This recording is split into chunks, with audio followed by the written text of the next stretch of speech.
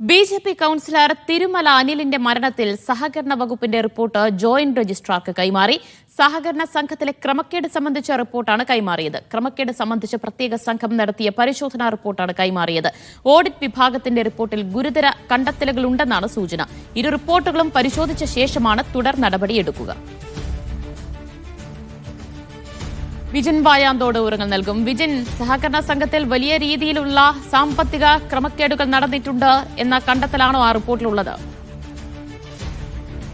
തീർച്ചയായും. അതായത് തിരുമല അനിൽ പ്രസിഡന്റായിരുന്ന ഫാം ടൂർ സഹകരണ സംഘത്തിൽ നേരത്തെ തന്നെ ക്രമക്കേട് ഉണ്ടായിരുന്നു.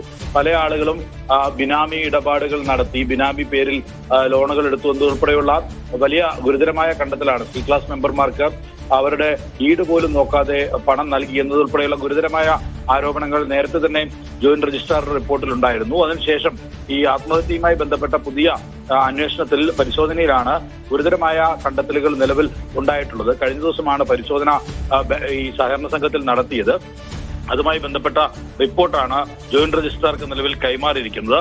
ഇനി ഇതിന്റെ അടിസ്ഥാനത്തിൽ മറ്റു നടപടികളിലേക്ക് കടക്കാനാണ് നിലവിൽ തീരുമാനിച്ചിരിക്കുന്നത്. മറുഭാഗത്ത് ഈ പോലീസ് അന്വേഷണവും നടക്കുന്നുണ്ട്. പോലീസ് അന്വേഷണം നിലവിലെ ഈ സഹകരണ സംഘത്തിലെ ഇടപാടുകളും ഒപ്പം തന്നെ അനിലിന്റെ ആത്മഹത്യയിലേക്ക് നയിച്ച കാരണങ്ങളും ഉൾപ്പെടെയുള്ള വിഷയങ്ങളിലാണ് നിലവിൽ പോലീസ് അന്വേഷണം നടക്കുന്നത്. ബാങ്ക് സെക്രട്ടറിയെ കഴിഞ്ഞ ദിവസം മൊഴി രേഖപ്പെടുത്താനായി വിളിച്ചിരുന്നു. പക്ഷേ ഈ ഓഡിറ്റ്, അതായത് നിലവിലെ പരിശോധന നടക്കുന്ന സാഹചര്യത്തിൽ വരാൻ കഴിയില്ല എന്നാണ് അവർ അറിയിച്ചത്. നേരത്തെ കുടുംബാംഗങ്ങളിൽ നിന്ന് പോലീസ് സംഘം മൊഴി രേഖപ്പെടുത്തിയിരുന്നു.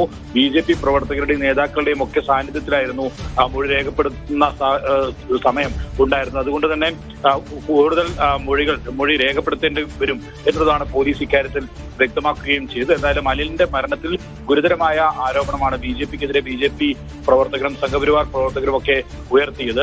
അനിലിനെ ബി.ജെ.പി സഹായിച്ചില്ല എന്നതുൾപ്പെടെയുള്ള ഗുരുതരമായ ആരോപണങ്ങൾ നിലനിൽക്കുന്നതിനിടയിലാണ് നിലവിൽ ബാങ്കിലെ ഭരണസമിതിക്കും ഒപ്പം തന്നെ ബാങ്ക് ഇടപാടുകളിലും വലിയ ക്രമക്കേടുകൾ നടന്നതായുള്ള കണ്ടെത്തൽ.